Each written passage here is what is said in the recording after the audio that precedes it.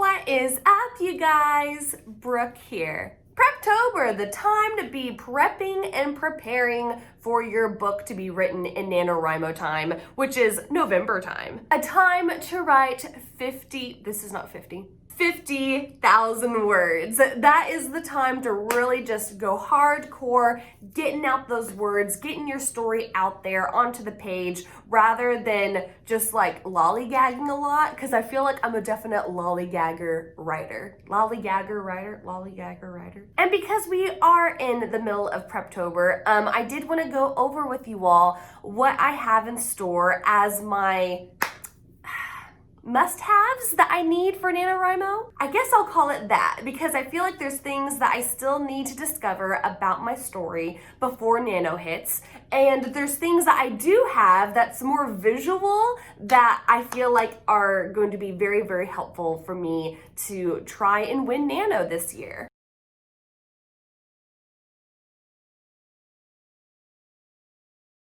So let's get into my NaNoWriMo must-haves. I guess I'll call it that. I guess I'll call it must-haves because I don't know what else to call it. So something that I must have before I start NaNoWriMo is the character's backstory.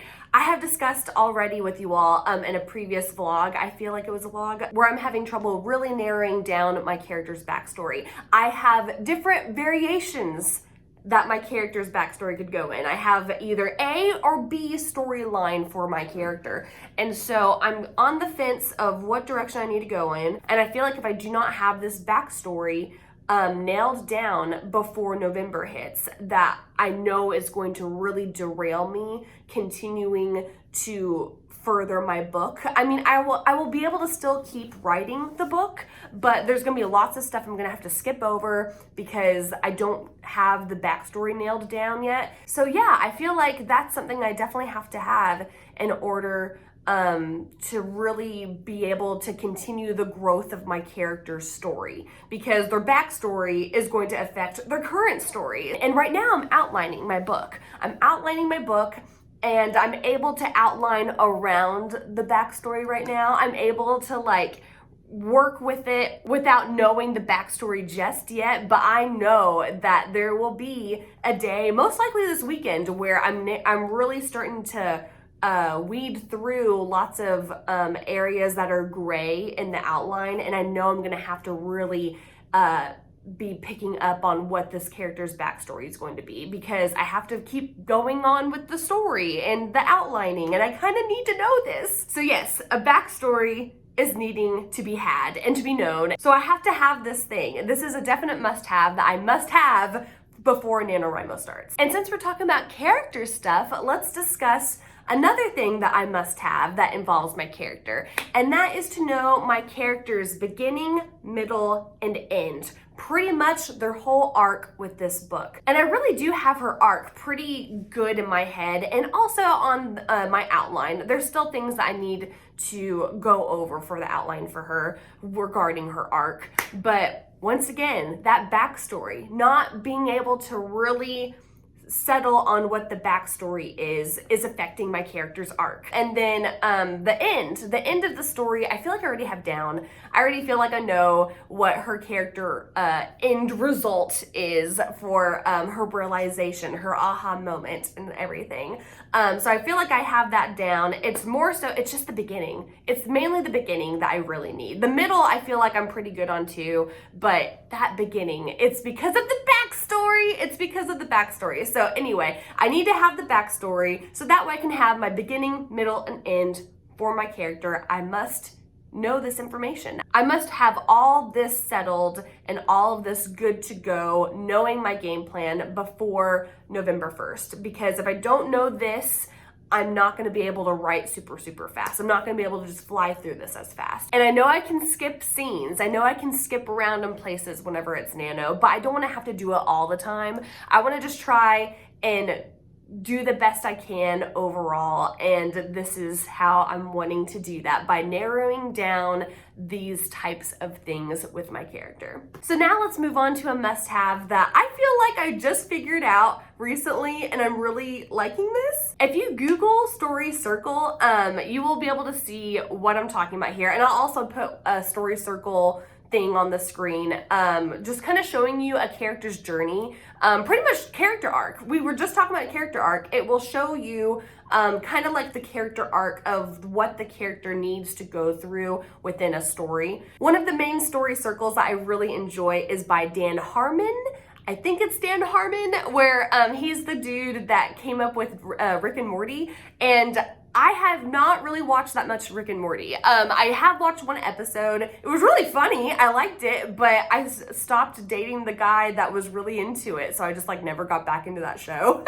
So there's Dan Harmon's story circle, and there's other variations of kind of like the hero's journey. There's our story circle with that too. There's lots of different things that I like as a visual aid. So I feel like something that I have been wanting for NaNoWriMo is to have some type of story circle in front of me throughout a lot of my writing process. And I am starting to write outside on my balcony over here. I am starting to write over there on my standing desk outside, but whenever I'm not wanting to write at my standing desk outside, I will be writing over here. And so the game plan so far is to write on my computer or screen, whatever, is to write over here, and then to have a story circle be the background screen to my laptop over here. So that way, whenever I'm writing, if I'm kind of like having a little bit of a, I need to think about this real quick, moment, I can look over at my story circle, kind of refocus my thoughts and like what I'm trying to go for, just kind of have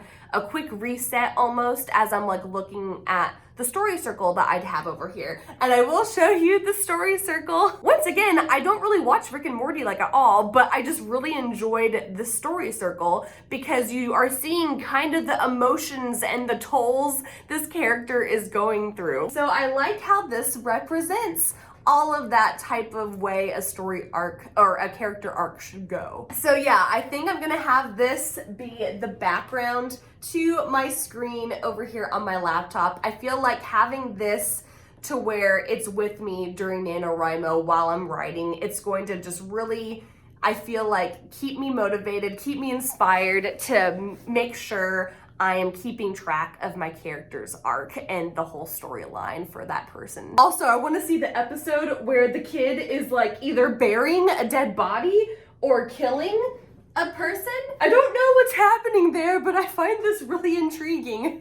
And the next thing I have to have is something I've already kind of done. I've pretty much nailed down everything for my beats for my outline. If you aren't familiar with Save the Cat, it's to where it's a storyline beat sheet. It's kind of like different things that you're trying to hit, trying to keep up with whenever you're coming up with a story. Overall, I really like the story beat stuff for Save the Cat. And whenever I'm doing my outline, I'm not doing my outline by chapters. I'm not doing like chapter 1, this happens, chapter 2, this happens. I am doing it by beats. So in this grouping of the opening image, this happens. And then my next chunk of stuff will be the setup. And then my next chunk of stuff will be the catalyst or something. So that's how I'm dividing my outline. A lot of the time you change up chapters. God, that's weird. Because a lot of the time you change up chapters.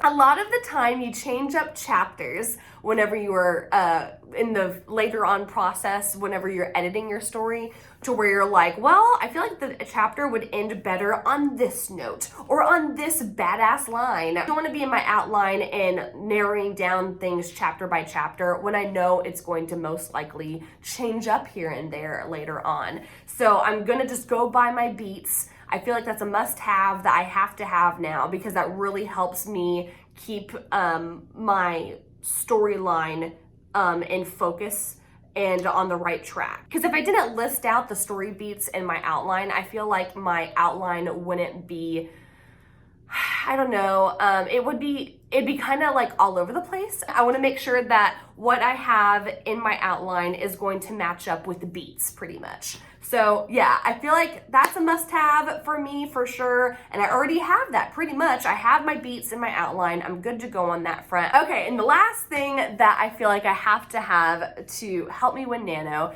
is a visual aid again. I liked my little story circle idea, but I want another visual aid. And so I kinda have more to do with this, but it's like the majority of it's done. But anyway, I keep looking over there and there's a reason. It's because my visual board is over there. And so here we are. Here's my NaNoWriMo vision board, or I don't know what you call this. I guess just like a good checklist off board. Because this isn't just a vision board or a visual aid. I also have to be interactive with it. I have to fill stuff out. I have to make check marks and stuff. So yeah, this is like my checklist vision board for Nano. So my vision board is actually not going to be on a wall in my office. I actually will have this be in my bedroom. It's on my bedroom wall. So every night whenever I'm going to sleep, that vision board, that NaNoWriMo visual aid will be there haunting me. It'll be glaring at me to let me know like, hey, you know what? You probably should really be focusing on your Nano goals. So our first stop, since we were just talking about story beats, our first stop is my story beat sheet. Oh no, did I mess it up? No, I didn't, it's fine. And so whenever, I wonder if you're in here. Are you in here? I didn't know you were in there. Oh my gosh, I feel so bad. Oh no. My cat has just been in my closet this whole time I've shot my video, and I had no idea that you were in there. Are you okay? Luckily the lights were turned on so you weren't like terrified. Wow, I'm like a horrible cat mom. Okay, where was I? So my story beat sheet is to where whenever I am writing a certain part of the book, if I have surpassed the point of the setup in the story, then I can go ahead and check off the setup. What are you doing? So whenever it's time to go ahead and check off that I have written the setup part of the story, I can check that off. And then whenever I'm going to sleep at night, I'll see like how far I have come in my book that I am currently writing for Nano. So no matter what day of November it is, I can be in bed and see how much more I have to go for the story beats. I can see how far I am in the book this way without just kind of having a guess, like I guess I'm almost done. I feel like having the story beats visual aid, the check marks are going to help let me know like, hey, you're halfway through, and it's not even halfway through with November. You're doing great. So that's what that is there for. And then the next part, which is right below the story beats, is the little thing that I got from Natalia Lee's Preptober notebook or workbook. All of the cute little objects that are on this page represent 1,000 words. So if I had gotten past 40,000 words, then I'd be able to fill in 40 of these different cutesy little objects. And so that is another visual aid to let me know how far I have come. Yeah, right? So the next thing I have up on my board is my calendar for November. And each day of November, I have the amount of words that you should be at, hypothetically, if you're wanting to stay on track to win NaNoWriMo. Like if you are wanting to hit 50K on the very last day of November, then this is kinda the route you wanna go in for trying to stay around those numbers. And then of course below the NaNoWriMo word calendar is my word tracker. So I've got the word tracker so that way anytime that I am surpassing any of these bubbles of numbers, then I can fill up those bubbles and know like, okay, I'm doing good. I'm gonna keep on moving on, man. I can fill up those bubbles, be really confident for where I'm at with my writing. Pretty much like the whole thing is of just keeping me on track with everything, with all the words and stuff. And I'm still not really done making this vision board. The main thing that I still need to do is just come up with something cutesy to put like around places. If I don't feel like doing that later on, I guess I won't do it. But so far, I think this is it. But right now, this is the majority of it. My vision board is done. It's gonna help me keep on track for winning Nano. It's just gonna help me out in so much in general. And so yeah, I made all of this, by the way. If you all were curious like where I got all that, oh well, besides this was Natalia Lee. Other than this, I made all of this. I made it on PicMonkey. So if you're wanting a link, I'm sorry, I don't really have a link for you, I'm sorry. Just know that you can do this too if you want to, so yeah. But that's about it. Those are like all of my must-haves that I must have for NaNoWriMo this year. And I think I'm just gonna end the whole video over here because I don't feel like resetting up my location back at my desk. Let me know what your NaNoWriMo must-haves are because I'm sure we all have very different things in mind on what our checklist item must-haves are. And if you liked this video, you can feel free to give me a big thumbs up below. I'd really appreciate it. And then also don't forget to subscribe because I post writing related content every week here. And thank you all so much for stopping by today, and may the words be with you. Bye!